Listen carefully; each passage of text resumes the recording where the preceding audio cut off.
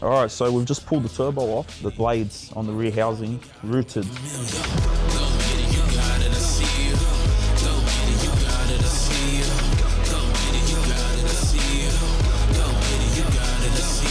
But essentially it's turned into a complete car loom, head to toe. Oh, wow. It's jammed in. This is like finding full hidden treasure, man. An Obsidian GPS unit, let's say in the order of 10 grand Australian. Boy, that escalated quickly.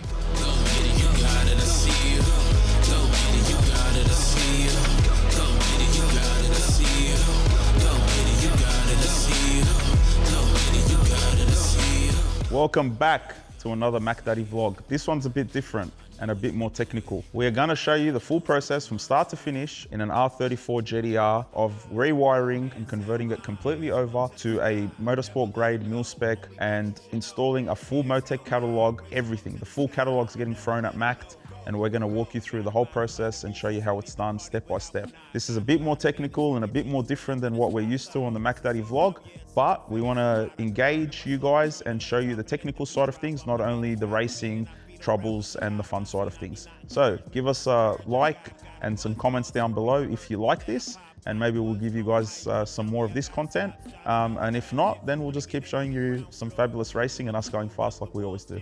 Stay tuned, enjoy the vlog, and as always, RB the fucking world. Stand all night long, land home around 4. I'm on the land from my daytime lifestyle. We be going ham like cheese in a slice style. There's something about the nighttime like the... So this isn't going to be a usual Mac vlog that you're used to seeing. This is going to be a bit more technical. So we're going to document and try and capture as much of the process as we can of pulling all this wiring out of the vehicle. Some of it's aftermarket, some of it's been modified, some of it's OEM.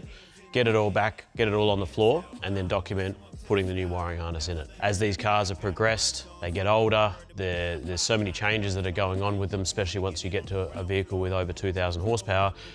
It needs a lot of different things added to a lot of different places. So we're going to show you how you get the loom out of it, and then how we're going to fit up the new loom as well. For those in America, it's a hot topic. 34s are a big thing, a lot of guys building them, so hopefully this gives a bit of insight into what we need to change and what we need to do when you start to get to this sort of level. Who's there? Yeah. First name, put your last hands in the air. Yeah, yeah. Knock, knock, knock. Who's there? First name, put your hands in the air. So obviously we're pulling everything out at the moment. We've got sort of various stages of modifications that have gone on with the car. So as is sort of pretty common, you get cars that get presented to you that have got you know, they start as a factory car, then they go to 600 horsepower, then 1,000 horsepower, then 2,000 horsepower, then 2,500, and you know, things get added on, you know, along the way. So what you'll see here is what we're taking out is that progression, really, with cars that start as road cars and end up as, you know, high level track cars or street track cars or whatever you want to call them. So we're essentially pulling out that, lots of different variants, lots of different phases, some different shops along the way. Before it's come to B2R, so we just need to get it back to clean again. And what you see us put in won't look like a factory harness. So we've built it for this purpose. We've built the core of the loom in Perth, and then we're terminating it here in Sydney to fit this vehicle. So you'll see it come to life over the course of this vlog. I kind of want to save it as much of it as I can, because there's still some stuff in here that's got some value. Like what? Oh, like the OEM fuse box in the back here. People still need them from time to time. There'll be some stuff under the dash that has some value, so still needs to be taken out with a bit of care. Yeah, one of the sort of lessons you learn over time is these things, you never know what they're going to be worth when they're worth it to someone. So even though, you know, for us, we're taking this out not to use it, some of this stuff still has some value. You never know, as most of us that have been around GTRs for a while have experienced. 34s used to be 30 grand and now they're 300 grand for some of them. So yeah, it pays to just keep it all and take it out with a bit of care and try and preserve it and put it in a tub if you have to.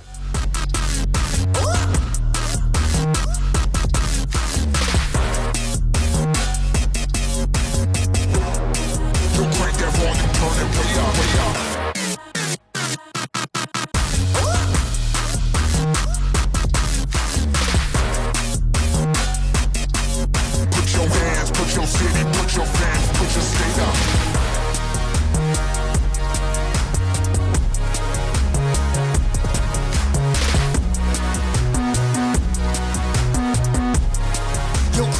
we pulled out the driver's seat.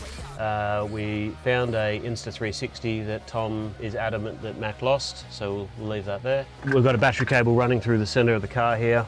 We've got it disconnected at the other end. We've got a bunch of DTs and DTMs sitting here. I'm not sure what they were doing or if they were being used.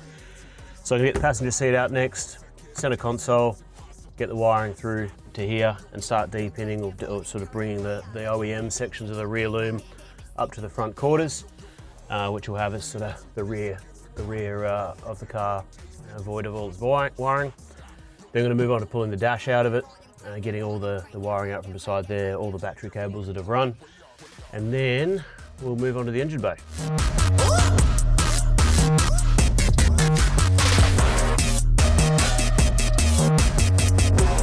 All right, so we're probably about a third, just before halfway through. I'm up to sort of the dash and pulling the dash cluster out now. Got C127 out. This is going to stay with us and stay back in the car. We've got a 1212 going in the driver's side, and M150 and PDM going in on the passenger side on a little laser cut plate. So we're stripping away. A lot of the stuff's been wired in sort of in situ, so just got to be careful in how we pull that through.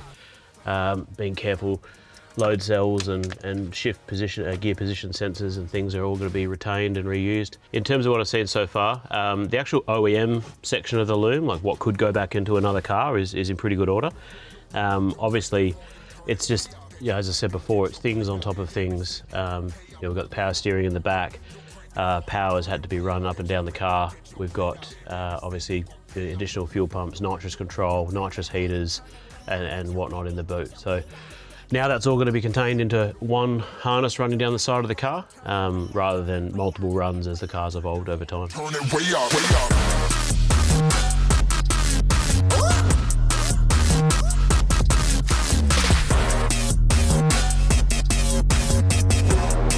You crank that volume, turn it way up, way up.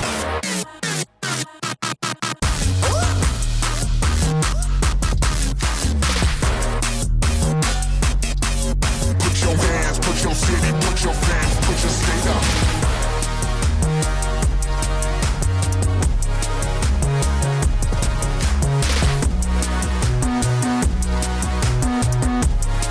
You crank that volume, turn it way up, way up, way up, way up,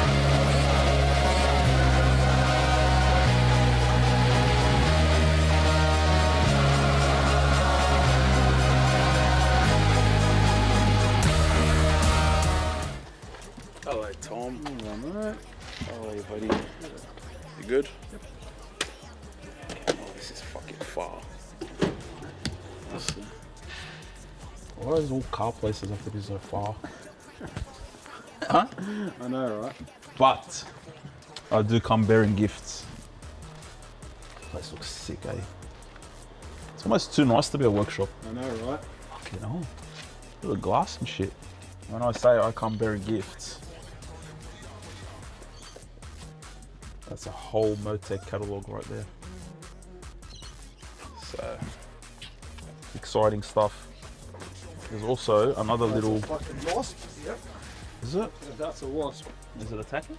It was hogging around an area I didn't want. Nice. Around there, eh? Yeah, there's some cool shit here, Tom. Some real cool shit here. So, I'm going to give this to the lads from Perth, because they are fucking awesome for coming down here and doing this. And I'm not gonna be able to carry all this on my own, so I'm gonna have to do a couple of trips. But let's go fucking in with some good shit already. Hello, mate. Hello, mate. How are ya? Good. How are you? Good, how are you? Good, man. How's it going? Good. It's going? It's going. Good. Getting out the old and get ready for the new to go in. How's Sydney going? It's good, man. Yeah. Flew in last night, so got to have a decent rest and come here early. Fucking mate. So, Yeah, nice. yeah. Industry. Yeah. So, I'll pour you all the Motec shit. We'll put it over with the new stuff. Yep. Just let a man breathe and just hush so my mind could just see, so my mind don't erupt. At times I feel I can't get it. So does that whole harness go? Everything you see here is going. There's a bit of weight coming out of it, eh? Oh yeah. because we're obviously not putting back in all the OEM stuff. Yeah, they're actually good to weigh it all. I reckon this shit weighs a ton, bro. I reckon probably 10 kilos. Wow. That's crazy, man.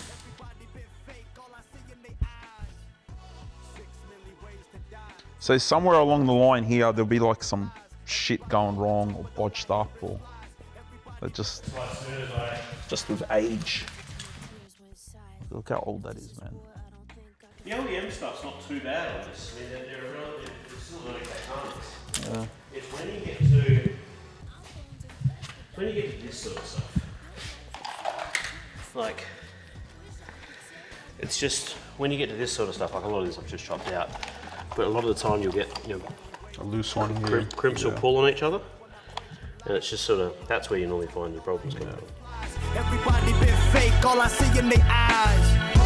6 million ways to die, so I spit into this truth when I break the lies. All right, so I've got Mr. Nav over here. Nav's been an absolute champ and let us use the new shop, which is pretty sick. This place is amazing. I want to do a workshop tour, but we're gonna wait until it's Once all we're done. up and Once we're running. done, we'll run through the whole thing. Tom will get some glimpses here and there of what it's gonna look like, and it's pretty epic. So thank you for letting us use No this worries, man. beautiful, big, quiet place. I'm sure if we're at the other shop, It would have been a disaster. yeah, We would have been tripping over everything. Yeah, so it's been pretty cool. Look, as you can see, we've gotten the majority of this wiring harnessed out, whether it was the factory body loom and the aftermarket ECU / engine loom that was in it. This thing's changed hands many times from when it was originally built. And, you know, over the course of a certain amount of years, when cars change hands, things get done, and, you know, sometimes things, you know, get done incorrectly, or you're just trying to fix something that someone else has fucked. So we said, you know what? Stuff it, rip it all out. I feel like everyone just started adding their own things on top Yeah, of it. You know? which is what happens, Which right? is what happens, which is what we did too, Yeah. right? It came to us and then we started adding our stuff on top of that. And then, you know, it's a lot easier when you start from scratch, Yeah. but, you know, it is what it is. But now we're ripping everything out and starting the whole. We are sure ripping everything out. There's wiring for days on the ground and everywhere else in between around the car. Pulled wiring harnesses out before, but I don't think to this extent. Really? So to the body loom even. So this is pretty crazy. This is No pretty way. full on. There you go. There you go. It's the first. See? See? So We've we're done engine about. harnesses and everything, but yeah, body harnesses, nah. Yeah. So yeah, this is going to be pretty cool. Yeah. Well, look, I've done this a few times on some of the other builds, especially the drag builds, because that's what you do mainly in a drag car. You don't need all the stuff that controls bullshit things like what Tom was saying before, cruise control and all that, because you're not going to use that, No, right? you're not gonna use that. Street cars, different story. Yeah. You're going to probably use it, but you don't need all this stuff in your car. You don't need all this extra weight if you put custom looms in. And that's the whole point of this, is that we wanted to design a custom loom, but that is almost sort of like you being able to put it back in the car like it's factory. like So factory. based on the same Basically measurements, plug and play. Plug and play. If you want to still run the standard fuse box, you want to run a custom whole loom. We've made it integratable into a 34, 32 and a 33, where you could buy these looms off the shelf and get someone like these guys or someone that's experienced with wiring to install it for you. You're going to save months. To actually put this loom together, how long would it take? How long does it take? Let's ask the pro. 130 to 140 hours. Yeah. In time, that's In time. 4 weeks? And I think, 5 I weeks? feel like most workshops don't have that time to spend on a car. Well, think about it, right? That's, Depending on how much work's coming in and whatnot. That's one bloke for 3-4 weeks that you could have doing something else. Yeah. And the productivity in your shop's going to go up. Yeah. At the same time, the customer's going to get his car back faster. I think it's a tick for everyone. Yeah, it is. Right? So this is where we're heading with this, and we want to make it easier for the RB scene to be able to get cars on the road faster, be able to have the turnaround quicker, get these shops profitable, making money. Everyone wins here. There's a bit of money and a bit of food for everyone in this scenario, and I think streamlining it is going to make it awesome. But yeah, man, what's your thoughts so far, Nav? Like, So you've far? done this heaps of times, right? And you've dealt with integratable wiring looms before. Yeah. But you've never gone full body, We've right? never gone like full body harness to this extent, using like indicators, your, you know, windows and window switches, all that kind of stuff. So, but the amount of stuff that's coming out and what's going back in, it's like less than half of the stuff that's gone back in, you know what I mean? So everything's still gonna work, but there's just so much extra wiring. Look, you can look down here, you know, all that, I'll call it junk. You know? I don't even know what that is, honestly. So, There's some recycling money here though. oh, a lot. I can see some copper pieces poking out at me. I'll recycle next week. Yeah, bad. It's leave it here, guys. It's all good. I'll get rid of it for you. That's it. But yeah. Yeah, not only that, and obviously, you know, not having all those factory issues where, you know, this is not working or that's not working and going through all the headaches, wasting time. At least we now know that there's going to be a harness out there that we can just plug in and everything's going to work. You know, it's designed for that specific car, and, you know, obviously having the engine harnesses, or just looking at the engine harness then, you know, compared to what's in it. It's like, yeah, it's... Yeah. Motorsports connectors, all that. It's modern, it's cool, it's going to make the car better no matter what. There's no disadvantage. Well, even when you're working on you know, having the motorsport connectors, Yeah. you know, engine needs to come out, just one plug. We're not sitting there for, you know, the mechanic's not sitting there for an hour or two, just unplugging little bits and pieces, pushing the harness out of the way. Yep. You know, just one plug, pull everything off the engine straight out. So Yeah. I think, yeah, it's pretty, we're on a good path, I reckon. 100%, man. There's Definitely. definitely upwards from here. This is what you'll be getting, and this is what will be available for you directly from PRP.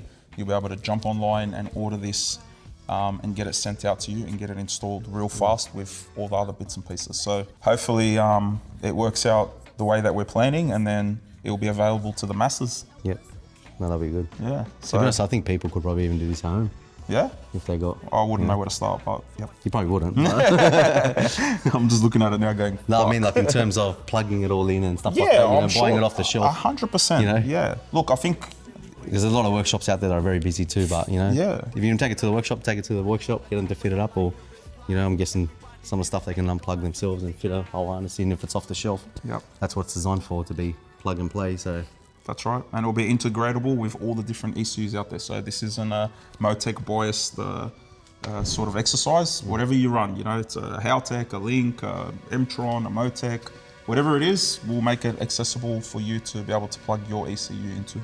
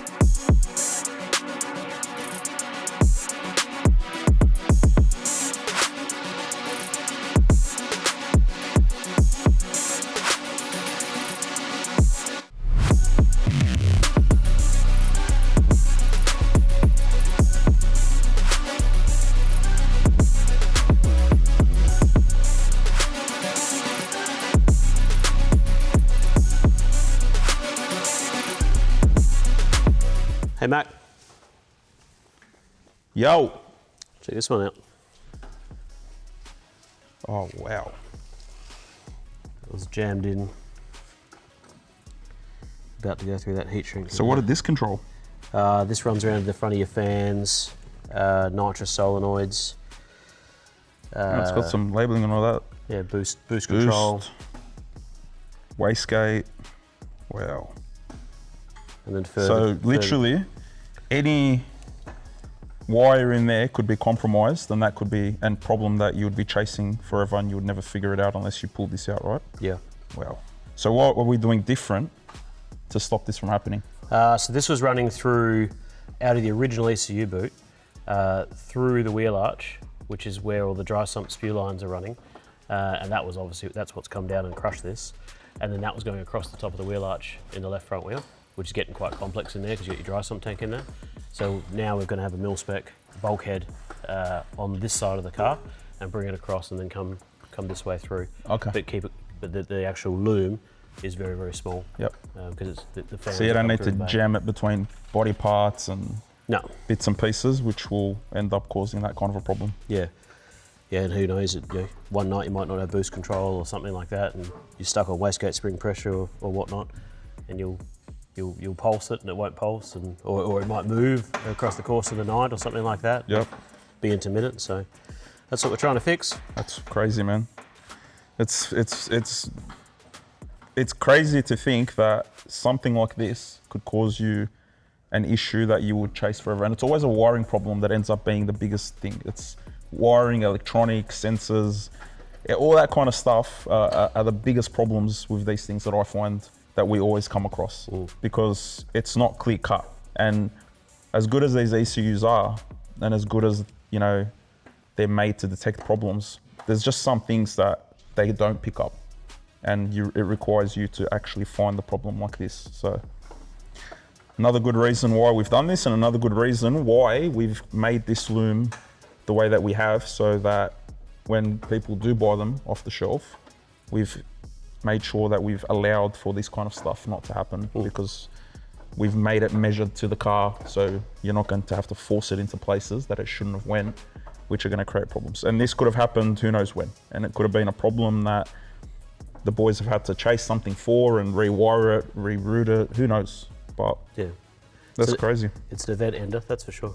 Yeah, it's really oily. Why? Because it was underneath the catch can.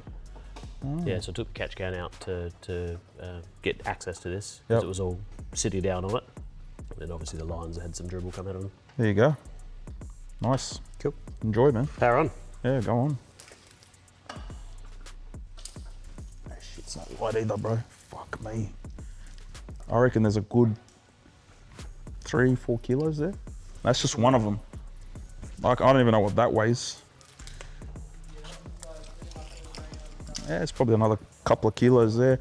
I reckon by the end of it, we'll be close to about 10 kilos of weight coming out. And based off what that new wiring loom weighs, I don't see more than a couple of kilos in it. So we're definitely not only bettering this and modernizing it and making sure that we eliminate all these issues, but we're taking weight out. So it's a win-win, right? Like, you can't really go wrong with what we're trying to do here. And as you can see, this thing's just had add on over the years to it, and it's just absolutely just not right. Like, this, it just doesn't look right. Yeah. Have we had any major issues with the car? Not really.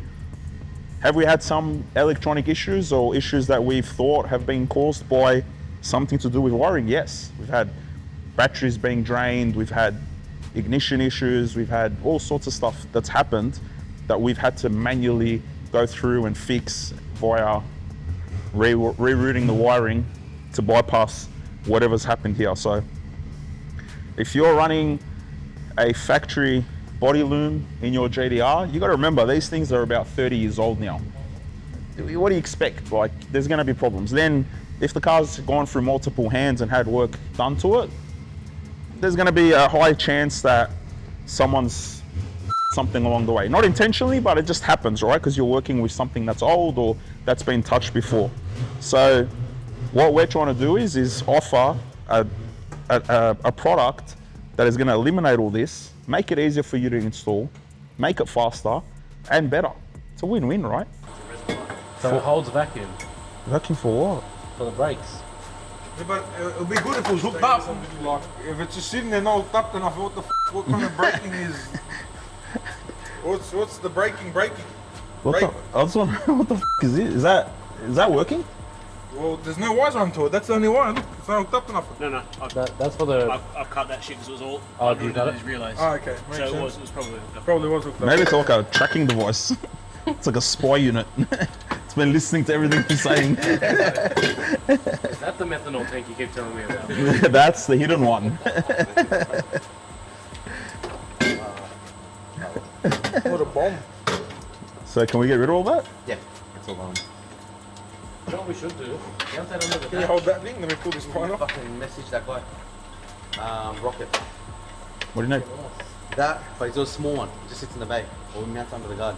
It's tiny. It's like this big. What is it, bro? The brake vacuum pump. Hey, it had vacuum in it. It has vacuum in it, so I was doing something. That's beautiful, bro. And this is the little screw valve. Wait, let's take Hey, this this off. is the tap I told you can't find. This is it here.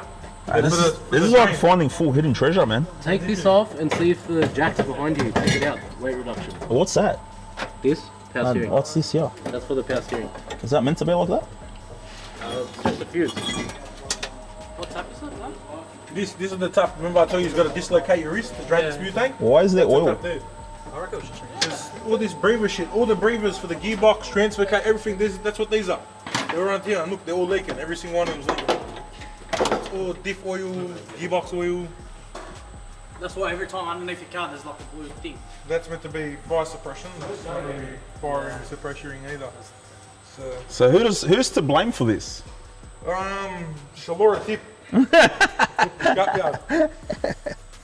Nice.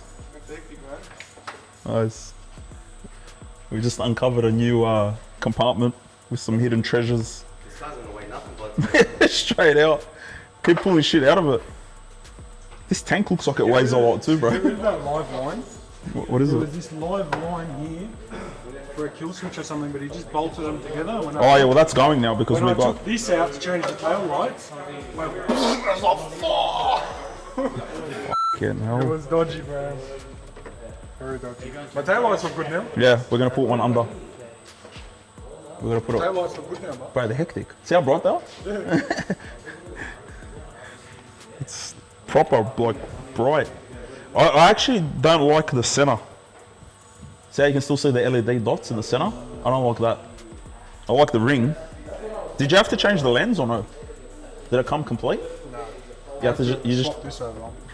And then the plugs, the factory plugs, they're like a headlight, you know, like the normal bulbs. Yeah. They weren't even there. They were like pushed in, epoxy glued and that. So I had to cut it, rewire everything. It was. So is it all good now, or do we need to Yeah, change no, it? it's all good now.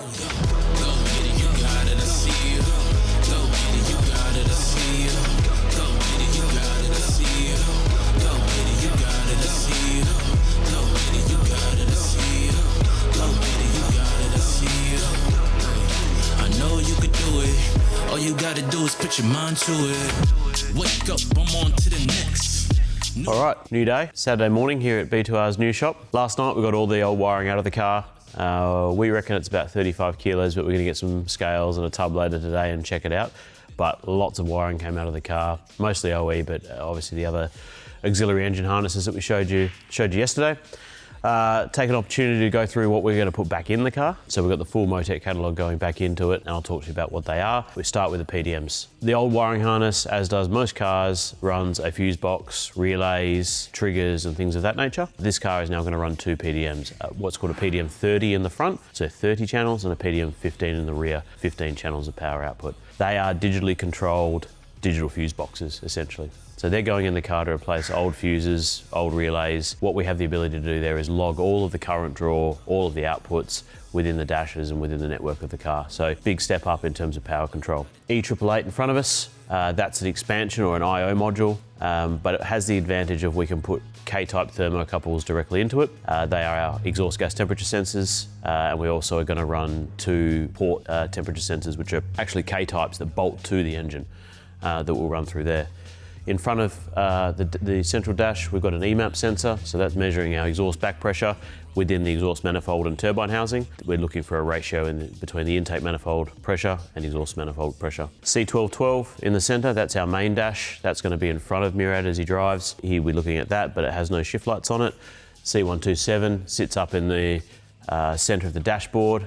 This was pre-existing in the vehicle. That does have all the shift lights and warning lights on it. And the brains of the whole operation, M150, Motec ECU, that'll be running the GP-R drag package out of the US, and that will be controlling all the engine, but also has other things coming into it, like the GPS, which I'll talk to in a second. It's got wheel speeds coming into it and controls the entire heart of the car. And finally on the right, or my right, your left, is an Obsidian GPS unit. So that's a super high refresh rate GPS unit. So you can bring in the accurate location and inertia of the data of the vehicle extremely quickly. Standard GPS units are normally 10 Hertz, so 10 refresh events per second. This unit could do up to 400 Hertz. So there's a huge difference in accuracy and your ability to control things like traction control and your positioning and G-force within the ECU. This particular unit is very expensive. Depending on where you buy it from, let's say in the order of 10 grand Australian. Boy, that escalated quickly. GPSs, you see them in Garmin and all these kind of things. Why this one? Well, in a full drive car, you are often in wheel spin. Now, we've got 4 wheel speed sensors going to the ECU, but if all 4 wheels are spinning, then the concept of wheel speed sensor is null and void, because your vehicle is going slow, your wheels are going fast, and you don't know what to do about it. This little beauty here refreshes at a rate so fast that we can actually see when the wheels are out of time or spinning compared to the vehicle speed. So having a unit that talks up and down to satellites and then can refresh on the CAN bus at 400 Hertz, we may not use it at 400 Hertz, but can do up to 400 Hertz, so 400 times per second, we are understanding where the vehicle is and its inertia and its rate of change with reference to satellites, gives us the ability to run an accurate traction control strategy in a four-wheel drive vehicle. So that's the point of difference for quite a reasonable amount of investment. So as far as Motec goes, this is a package that gives us what we need. So we've got an ECU with enough I/O capable of running the engine, everything we need to do. We've got the GPS that I've mentioned. We've got a dash in the center here, which we've got completely maxed out with input-output. We've got shock pots going to it. We've got CAN data stream coming in and out of it.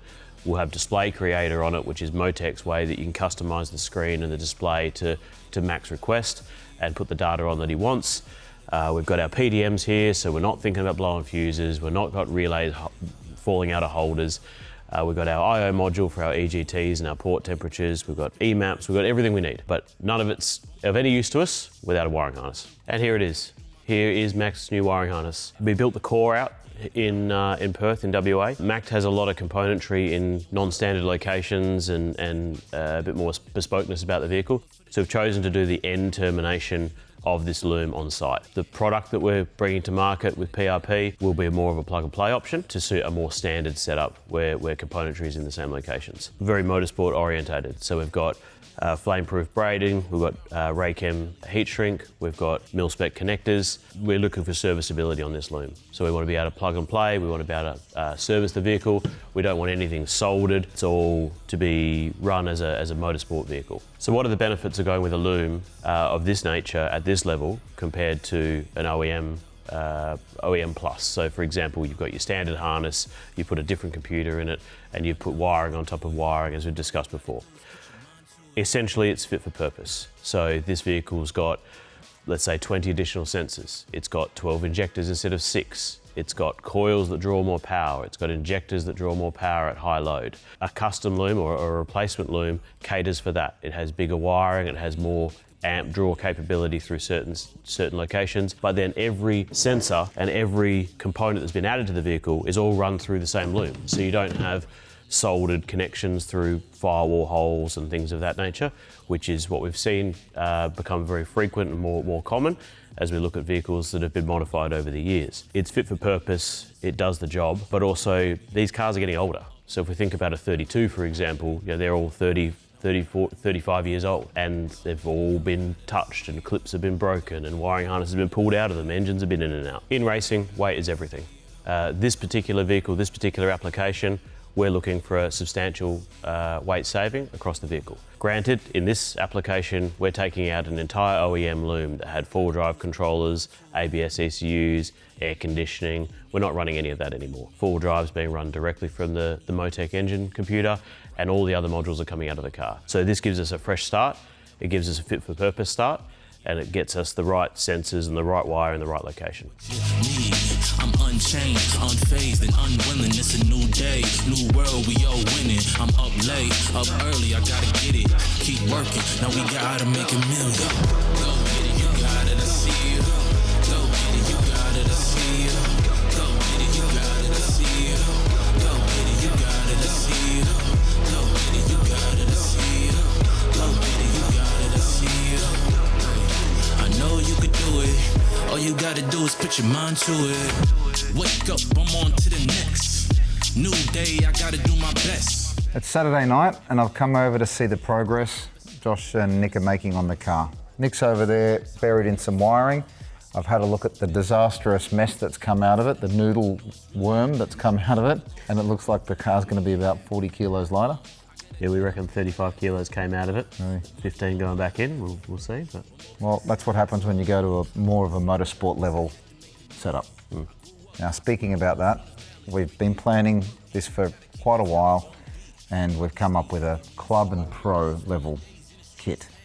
This has turned into a bit more of a pro, hasn't it? It has. We started a vision of it being a plug and play to suit an OEM. And then I came across a couple of weeks ago and sort of got some eyes on the car and everything, and you know, we all chatted internally and went, okay, no, this car's got a fair bit on it that your typical street car's probably not going to have in locations that the street car doesn't have them. So we needed to elevate that up to a pro, and that's why we're here now on site, you know, effectively terminating a harness as opposed to just plugging it in. So yeah, it does make it a little bit more challenging. You know, it's not going to be the harness that every client's going to need, but it's certainly an offering that we can bring to the table for you know, a macked kind of car. We'll call it the macked loom just because people can refer back to this video and see what went into it, but essentially it's turned into a complete car loom, head to toe. So obviously they'll plug in together, you're using PDMs, C127. This is a setup that obviously favours a Motec plug-in, but we offer the loom for everything. What else we've got? We've got shock level sensors on this one. We've got potentiometers. Yep. We were just discussing laser ride height. Yep. For the front to help with front axle control. Steering angle, we just agreed's going into it. We've got Easy Racing tyre temperature and pressure, which is really, really cool. They're really cool. Yeah, so that's 16 channels of tyre carcass temperature being reported to the ECU and logged. Alongside your typical sequential, so you know, gear position sensors, load cells, things of that nature as well. Clutch position, clutch pressure, and it's got a clutch slipper in it. And tail shaft speed. Tail shaft speed, yep. So that will become the pro level loom. Obviously there's going to be a lot of interchangeable components, but at 2,000 and above horsepower, the GT-R, whether it's a 32, 33, 34, they're all a little bit different. 32's further along than the other two, but for argument's sake, most of it ends up in the same spot. So you've got nitrous always ends up behind the driver's headlight. So that'll be terminated there. You've got your wastegates and everything's always on the other side of the car because that's where the turbo is. So your Mack valve and everything ends up there, whether it's a 3 or 4 port, they all get wired the same. And we're going to try and make them fairly universal for a plug-in, and we might be 95% of the way there and you just extend something with a patch, but we'll offer a schematic and obviously wiring diagrams that will be very close to what you can buy off the shelf from us, which will be the club or the pro sort of setup. And we're trying to make it so that you can get a loom in a hurry, and then have something on the shelf that we can offer without the usual rigmarole of sending a car for wiring. Yeah, and the cost and delay that goes with that, and we all know it's why we're here, trying to produce things, you know, that are repeatable. Yep. to bring to the market. A bit more streamlined. We're going to have looms obviously fairly well terminated, and there'll be a few ways it can go with patch looms and bits and pieces that end up 6 or 12 injector, all those sorts of standard options to make it easier for you. So I appreciate all of your time and effort in getting us here with everything that you're doing for Macked. And hopefully we can hear this car running soon. It's got a deadline. We're going racing, hopefully with a new gearbox. So I'm excited about that. Yeah, me too. I think the whole world is, so, especially me. It's our first gearbox that we've made as a partnership with, you know, PRP Modena, but most of it's made in-house, other than all the gear hopping and bits and pieces, but we'll get into that later. For now, I'm going to let you crack on with this amazing looking loom. And I think you've got more than a couple of days left to work here. We've got a ways to go. Today I'ma wake up a new man, driving a new road, develop a new plan. I'll never be blue, man, whatever the view, man. Go to a new beach, get me a new tan. I'ma write down every single thought. Got goals on my wall, I win, I never fall. I've been gone for a minute, yeah, I had to be free. You want it, I got it, so tell me what you need. I'm unchained, unfazed, and unwilling. It's a new day, new world, we all winning. I'm up late, up early, I gotta get it. Keep working, now we gotta make a million. Go get it, you got it, I see you. Go get it, you got it, I see you. Go get it, you got it, I see you. Go get it, you got it, I see you. Go get it, you got it, I see you. Go get it, you got it, I see you. I know you could do it. All you gotta do is put your mind to it. Wake up, I'm on to the next. New day, I gotta do my best. Every day I put the work in. So here we have Mac back in our workshop. We have been doing the wiring inside the body loom and engine harness. We did find a fair few things that we didn't like with it, so we took advantage of the time that we have now and bring it to the workshop. We're going to be changing the dry sump tank to the PRP dry sump tank. We're changing the bottom 36-2 PRP trigger kit that we're fitting up now. Also, we didn't like the spew tank that was in the back. It was just making a big mess, and we're going to be making our own custom one that we normally fit underneath the car, so it's a lot cleaner, a lot better setup. It works on all our cars, so it'll work on this car too. We've just had Mo's Toes bring the car from the other workshop, from the new shop, so we're about to get started on it. Hopefully it's done in time. In the air route, walking with a clear route. How we gon' rise today? I'm making mine today, go make yours. Double back and flip the proceeds. Last year on the corner sipping OE. Had to get off the block. Best friend smoking rock. Best man. This is the new PRP dry sump tank. By far, I think this is probably the best one we've ever fitted. Well, we're about to fit, I guess. Why do we like it? It's got the extra ports on the top. It also runs a factory oil cap, so PRP supply you with that. I think the best part about this is the dipstick. That is the best part about this. So whoever came up with that idea is fucking smart. It's got a -20 port for the pickup, for the oil pickup. So he's also got the drain, which is a bung. It's not like an Allen key type socket head where they strip. Comes with the mounts, straps, everything. It is more compact than what we have in it currently, and a lot more compact than what any other dry sump tank there is on the market. Running the bigger tires on the front, we do have an issue with the tire scrubbing on the tank itself. Obviously with this tank being more compact and a lot smaller than what we have at the moment, that will avoid any issues with the tire touching the clamps or the tank or anything like that. So if you can see here, we do have this, has been scrubbing, has been taking a bit of tire off. You know, you can see right here. So this will all be sorted once we've changed the tank over. This is Bill Macker's R34 GT-R. We've just finished off mounting the PRP dry sump tank. As you can see, being so compact and look how forward, you know, it's sitting. We've got a lot of clearance between the tire and the actual tank itself. Even up here, it's more compact as well. So when we do put our headlight duct in, running such big turbos, we need to get a lot of air to them. Having the bigger tanks covers up a lot of this area, so it restricts us from pushing more air into the turbos. This is probably our third one that we've fitted already. Simply because of the form factor and the dipstick, you'll be seeing a lot of these tanks in most of our GT-Rs, if not all of them. Even the previous GT-Rs that we've built, we might even start changing them over as well. With a clear route, how we gon' rise today? I'm making mine today, go make yours. Double back and flip the proceeds. Last year on the corner sipping OE. Had to get off the block. Best friend smoking rock. Best man called the cops. Rose from the city that never sleeps. It's the melting pot. I came through with purpose. All right, so one of the other changes we're doing on this car is we're actually moving over from the 12-tooth trigger kit to the PRP 36-tooth Pro trigger kit. And the main reason for that obviously is the ECU is going to get updated pulse every 10 degrees of crank revolution rather than every 30. So we get more stable timing and it's just better off for the engine. It's going to have a little bit better throttle response down low. It's going to feel more lively to rev because the ECU is getting more pulses rather than waiting. And yeah, the end result is just a better tune overall, more consistent timing, and we're going to have the confidence to know that what we're telling the ECU to do is what the engine's actually getting at the end of the day. We on top, I'm on top, see me, I'm on top, we on top, whole crew on top, I can't stop, I'm on top, see me, I'm on top, nigga, I'm on top, I'm on top, whole crew on top, really I'm on top, I never stop. Born from the belly of the beast, from the streets, had to make it out. I only knew a vacant house. No heat, cold winters. Grew up a winner. I never lose, only learn a lesson.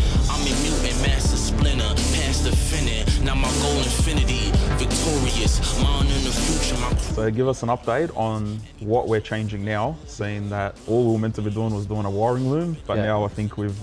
Like all things Macked, we've taken it to the next level. So yeah, essentially we wanted to get rid of all the old wiring in the car, just start from scratch and, you know, make sure everything in it is fresh and working. And obviously you wanted to put the Motec in it, so we're going twin PDM now, front and rear. We're putting the M150 in it. We're going to be running the Obsidian GPS, playing around with the traction control, seeing how much grip we can get out of this thing. And you know, all the sensors, all the bells and whistles this thing's getting. So we're going to be putting obviously wastegate position on it, blow off valve position, redoing the whole nitrous system to one of the kits that we run. Obviously it's getting 2 EMAP sensors, so we're going to measure EMAP before the rear turbine housing and EMAP after.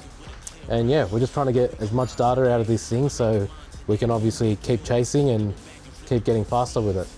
Sick, sounds awesome. And as always, you think that you're doing one change and it ends up being a whole catalogue of changes. Yeah. But these things are gonna add value, give us more information, 100%. more data, which in turn helps us be able to make the car as efficient and as fast as we need it to be. 100%. We're gonna go drag racing with it, so obviously all these extra sensors that we're putting on the car are gonna help us be able to get the car down the track a lot more efficiently. For raw racing, it's probably overkill. Yeah. But for drag racing, we that's like the normal stuff that we run on the cars, especially Big Mac and now the VL. So they'll all be pretty much carbon copies of each other with ECU platforms, tuning capability, sensors and data control that we have. And a few other little bits and pieces that we decided to upgrade. The dry sump tank is now a PRP. We're obviously still running the PRP oil pump. We've had no issues with that. We've gone to the 36-2 PRP trigger, and obviously we're going to update the cam trigger as well with just a few other little bits and pieces. So, bit of changes, bit of tech, and obviously for the better. And it's going to be awesome. Brendan from Turbo Smart, again, amazing. Thank you, appreciate you and everything that you do. Sent him a message that, hey, we need the caps for the blow off and the wastegate, and automatically he said, yep, ready when you are. Send someone to pick them or send them over to the boys. So thank you for everything that you do for us. So as always, we keep trying new things and developing and continue to push the bar. The other thing that's interesting that I want to see really how that's going to work is obviously the obsidian unit. Now you've got a good understanding relationship with the guys in the States that create that system. Give us an understanding of how you think it will work on something like this, because we've seen it work in the V10s. Yeah. They're auto, obviously, this being a manual. What do you reckon that would be like? So the biggest thing, obviously, like you mentioned, the V10s, is they take off every run, super consistent. The gearbox shifts the same every time. The power comes in the same every time. The drive-by-wire is doing the same thing. So they're very consistent, and that helps with the traction control. Yep. For us, I don't think we're going to be using it in maybe the first gear or the second gear. Obviously, we've got clutch slip going on. You let that clutch out, we got wheel spin. We don't want to kill the engine too early into a run. But I think once we get into third, fourth, fifth, sixth, that's where we can reliably bring in our traction control method and get the thing to just ride that little bit of wheel spin we need to get the fastest acceleration we can. Yeah, if you think about it, that then gives you sort of best of both worlds, because you can control the clutch slip on the takeoff. That gives us, I think, a bit of an advantage if you get it right. Yeah. But then our biggest problem is keeping the power down once that turbo's singing off its head. 100%. And being able to not get the tyres loose. And trying to eat the cones. Yeah, 100%. Yeah. So if we can just ride the wave of that little bit of spin where we're accelerating the fastest, that's essentially what we want to get. Yeah. So we're not trying to stop all wheel spin, but we also don't want, you know, the cars to be going 200 Ks, but the wheel speeds are at 260. Yeah. So. Nah, cool, man. All right, there you go. There's an update of Mac version 27. It's been interesting, it's been fun, and yeah, it's pretty cool. These guys are obviously willing to keep trying new things and push the boundaries, and you know, they've never really sort of pushed back on anything that I've wanted to do or try, and they've also had some great input. So it's been pretty cool working over here with these guys, and the future looks bright, and I think hopefully with this thing we should be able to make some noise on the drag strip with it. 100%. I think this isn't a one-trick pony. Like whether it's roll racing or drag racing, whatever you want to do with it, the car's ready to race. That's I right. think, you know, if it gets a little coat of paint and a little bit less red hot wheels, you could drive this on the street and no one would know any better. That's true. So yeah, this car can do whatever you want it to do at the end of the day. Awesome. All right, Ben. Well, thanks for Easy, the bro. update, man. Appreciate Thank you. Thanks, bro. There you have it. Stay tuned. Macked is coming back out, bigger and stronger, eventually. At the Melbourne event, right? Yeah, we should be at Melbourne event, that's right. Hopefully this comes out before then. If it does, you'll get an insight into what it took to get there, because we are actually on a bit of a clock now. Yeah. So there's a bit to do in a short period of time. If we get there, we do. If not, we should be at GT-R Festival. So stay tuned, like and subscribe. And as always, RB the fucking world.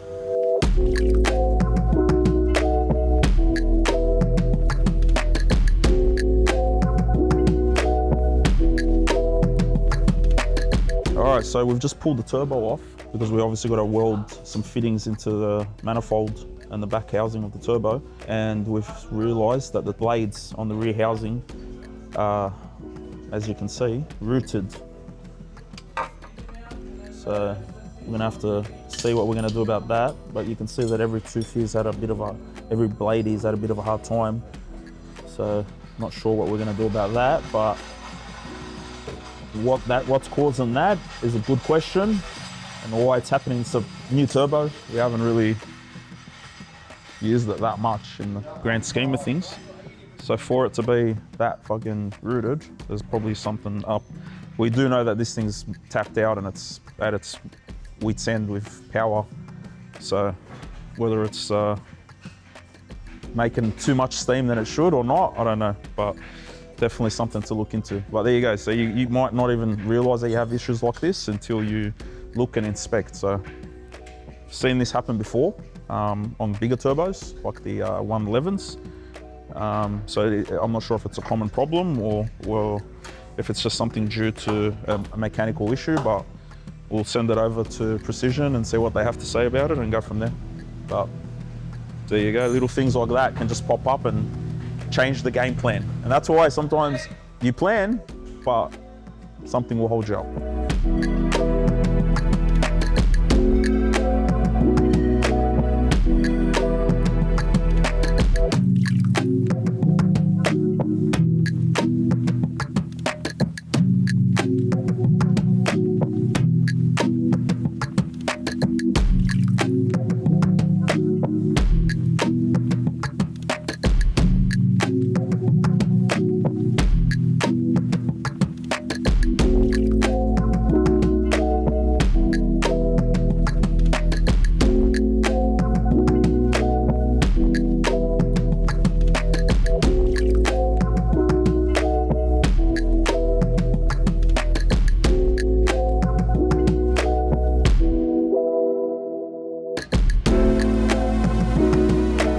So we've made some progress with Mac. Fitted up the 36-2 PRP Pro Series trigger on the bottom, radiators back in. We've mounted the PRP dry sump tank also. The whole turbo side's been removed. It's all been sent away for thermal heat shielding. The other What do you say? I don't know, something about being gay. The other new update we have done on this car is the Aeroflow fans, which we want to talk about. They're fairly new. We have used them in probably about 5 or 6 GT-Rs now. They have made a big difference in terms of cooling. On this current car on Mac, we've ran the 16-inch spout, which flows about 3,400 CFM. That's a puller. And then on the front, we've got a pusher, which is 12-inch, which pushes about 12 to 1,400 CFM. We have ran these on a lot of cars now. They do have soft start, so they're not overloading your relay, overloading your PDM or wiring, getting hot or anything like that. Your headlight's not going dim, putting load on the alternator. With the push fans basically on these kind of cars, even if they do run aircon or they don't run aircon, we still intend to run the AC fan on the front. In saying that, at high speeds or the bigger cars at higher speeds, if they're still running, we can turn them off, but we have found that they fail just with the speed and the airflow going through them. A few of them have failed, so we did stop running them. We started running a different branded fan, and now that Aeroflow has released their fans, which we've had them on a few other GT-Rs, it's dropped the temps a lot.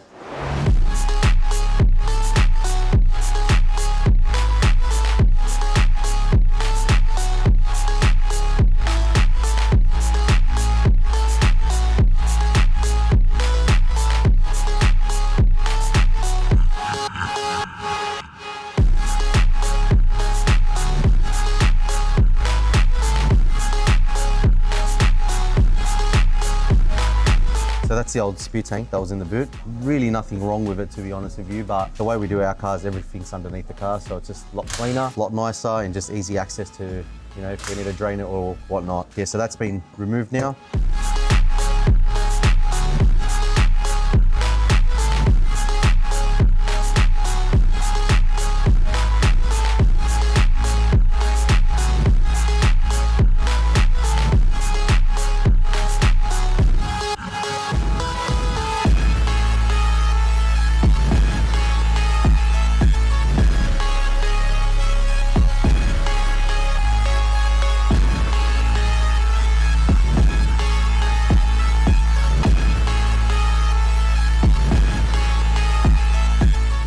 another addition that we're adding to Morad's car as well is we've decided to get rid of the old nitrous system that was in the car.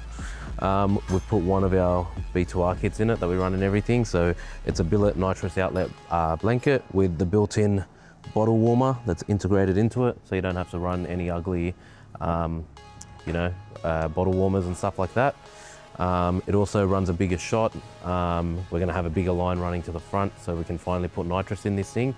I think we've made 2196 without the nitrous, so it'll be interesting to see what we can make when we start putting some gas in it.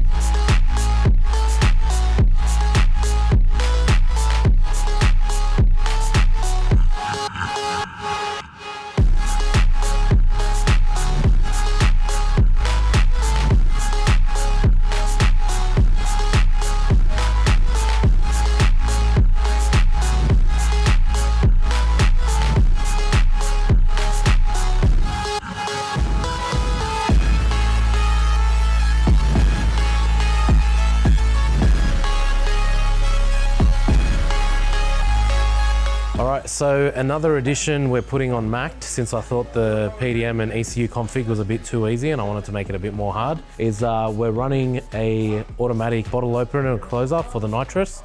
So essentially he's going to have a button on the keypad when he arms the nitrous. It's going to automatically open the bottle without having to jump in and out of the car. Once he shuts the key off, everything's going to die.